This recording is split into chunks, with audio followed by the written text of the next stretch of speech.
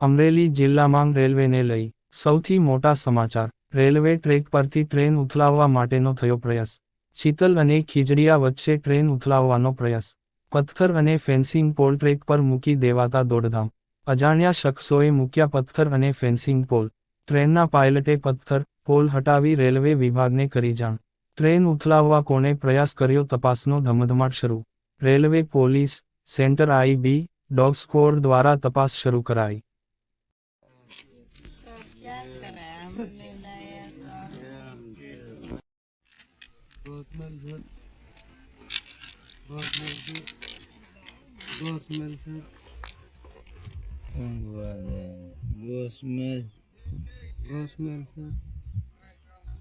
ये यहाँ कितने आदमी चक्कर लगा बहुत बहुत बहुत स्मेल